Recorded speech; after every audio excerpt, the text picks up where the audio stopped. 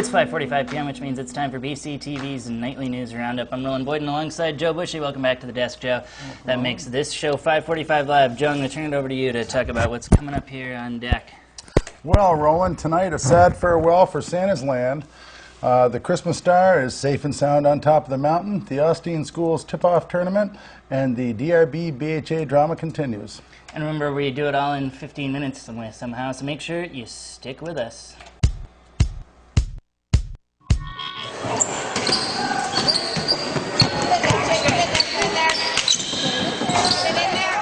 Welcome back to 5:45 Live. That's footage of this weekend's tip-off tournament hosted by the Brattleboro Austin School for the Deaf. All right, let's see. The Austin School boys came in third. The Learning Center of Framingham, Mass. won the boys event, while the American School won the girls tournament. That's footage courtesy of WTSA's Tim Johnson and his 464 Putney Road YouTube channel, part of our 464 Putney Road report. 464 report. We've got an animation for it. You can catch Tim weekdays on the radio, WTSA FM 96.7, WTSA.net, Facebook.com/WTSA FM, and his personal Facebook page, Tim Johnson Arsenault. All right. Moving on, we've got plenty more video to come, but first let's break down today's top headlines, and as always, we're going to try and rattle them off in under 2 minutes, which means I'll turn it over to you, Joe, to talk about this morning's Star on the Mountain talks. Well, early this morning, the Hinsdale Fire Department responded to a call that there was a possible brush fire on the top of Mount Wantastiquet. And while local buzz seemed to suggest that it originally may have originated with the recently illuminated Christmas star, the culprit turned out to be simply the mist rising over the mountain. Next. All was safe.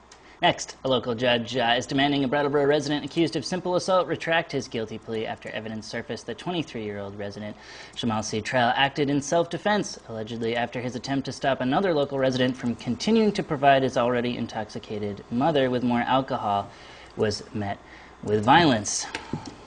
And after 54 years, the old Putney attraction Santa's Land will not reopen this year. After seeing a 66% decrease, the park, which includes a pancake igloo, the Santa train, and other seasonal attractions, has been put up for sale. And while the owners are hopeful that the new management can reopen the property, 92-year-old Arthur Bailey, who has long played the role of Santa himself, told WCX-TV that maybe retirement was in the cards. All right, next we've got talks of the DRB meeting coming up, which will reopen the Brattleboro Housing Authority's appeal. We'll talk a little bit more about that in a second. But first, Peter Shumlin is the talk here. He's come out in support of kale. I want to say it's not exactly it, but the state of Vermont threw its support behind a folk artist whose t-shirt business is being threatened by the nation's second largest chicken restaurant chain because of his use of the phrase, "eat more kale." Governor Peter Shumlin said that the state would do all it could to help Bo Mueller Moore raise money to defend his small business, and by extension, all Vermont small businesses and local agriculture against what they both see as corporate bullying by the Atlanta-based Chick-fil-A company. And I believe we've got a clip of Shumlin here. We're here today to launch, in an effort to send Chick-fil-A a clear message from the Governor of Vermont and our administrative team. We are launching today Team Kale. Team Kale is a simple effort to raise money for Bo's Defense Fund. Don't mess with Vermont. Don't mess with kale. And Chick-fil-A, get out of the way, because we're going to win this one. Joe, you were at the tree lighting ceremony. Tell us just in a few seconds. You were down there filming, turning the lights on for downtown. I don't know. Yeah, it was just a nice kickoff of the season for holidays and holiday nights. A lot of the downtown businesses are offering additional discounts. And Andrea Livermore from Building a Better Brattleboro was there to kick it off, and as was Santa Claus. So, good time to set by all.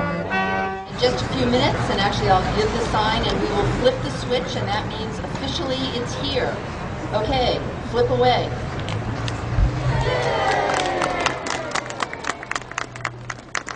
And before we jump into the calendar and the DRB Fund, we'll take a minute to do the weather. Well, today's weather is courtesy of BUHS TV, Brattleboro Union High School's morning news advisory class program, which may not be as accurate as my own personal weather report, but it'll have to do for now. Let's take a look. Good morning, everyone. Today we're going to have a high of 54 and a low of 44. It's going to be mostly cloudy today. Tomorrow, high of 51, low of 32, rainy. And on Wednesday, high of 43 and a low of 26, rainy with a chance of snow throughout the rest of the week. Also, we have a Doppler today. It looks like we have a bit more coming in. As you can see, it looks like most of this part is just going to go right over us, but this stuff down here hopefully going to break up into smaller pieces as it gets closer over the next few days, but hey, who knows? Most we can do now is just sit and watch. All right, welcome back. Well, with that, I believe, got to launch into the calendar. All right, we'll start off with the DRB, which is happening downstairs. We'll go to BCTV Operations Manager and sometimes 545 Live Senior News Correspondent Vlasta Popelka downstairs in just a moment to talk a little bit about that. But first to 545 Live.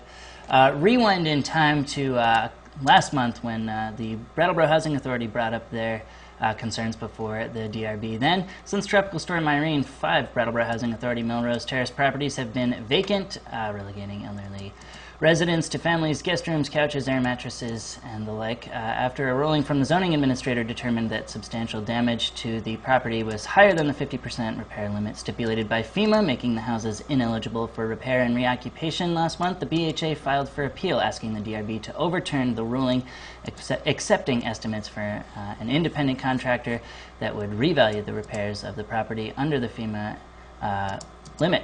The board's reaction a month ago was this. Let's take a look. The board, at this point, feels that the applicant has not met the burden of proof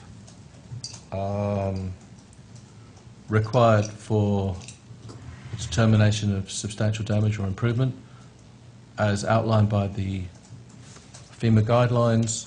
We would like the applicant to provide us with more information to enable us to make a determination. More information will be a uniform estimate, a uniform and hopefully credible estimate. Tonight, the BHA is back with a new set of numbers looking to give its displaced residents a second chance. Now, Joe, they did grant they loosed the reins on one of the 5 houses. So, 5 buildings were originally deemed damaged, and one of the ones that was originally, or what was earliest repaired and done, ready for reoccupation, was number 230.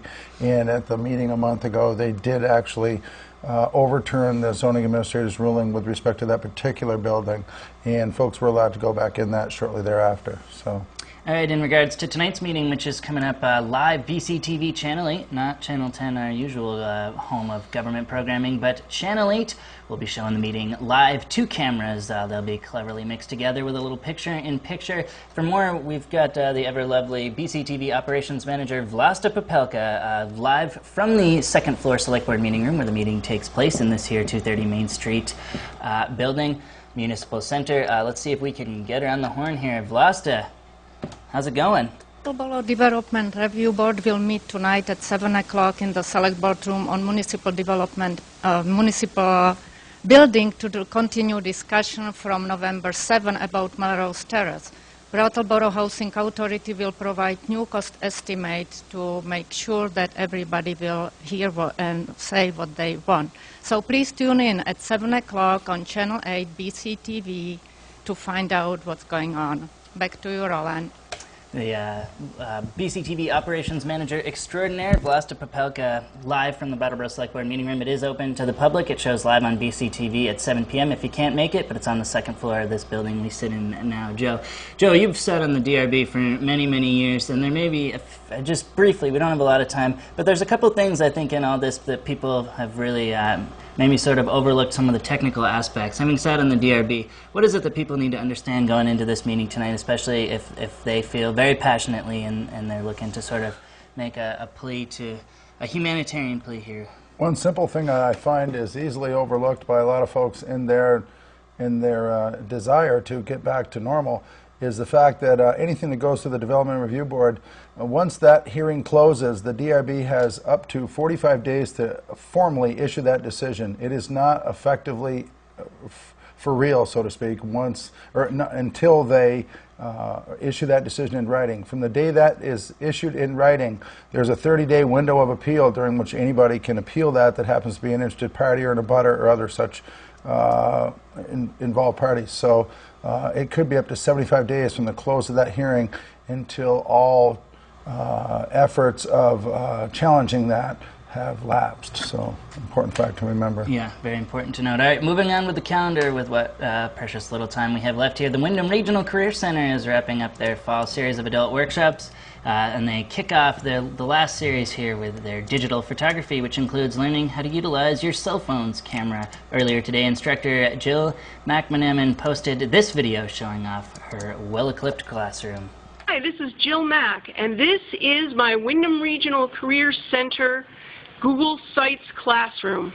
I'm just panning, doing a 360 to show you what the classroom is like and what we're doing in here, and that we have this nice overhead projector and we have a great lab. So come on in. This is going to be for digital photography. For more on that and other classes from the Career Center, check our Facebook page where we've linked to their complete class schedule. All right, Joe, I'm going to turn it back over to you. Next on the calendar, tomorrow morning from 9 to 11 a.m., Hilltop Montessori is hosting an open house. That's up off Guilford Street, and that includes tours, question and answers, and testimonials from students themselves. We've got a little clip for you of that here. Yeah, we're showing some video here from BCTV, longtime BCTV producer Amelia Farnham, who just whipped this up here for us on Friday so that we could show it. Again, it's tomorrow morning from 9 to noon on their space. Okay, let's see. What's next? Wednesday we go to the library for the next edition of First Wednesdays. That's from 7 to 9 p.m. with a press release that reads, David Blight, Yale professor and acclaimed author of Race and Reunion, looks back to the Civil War's centennial to determine how Americans made sense of the suffering, loss, and liberation a century earlier, and explores the gulf between remembrance and reality.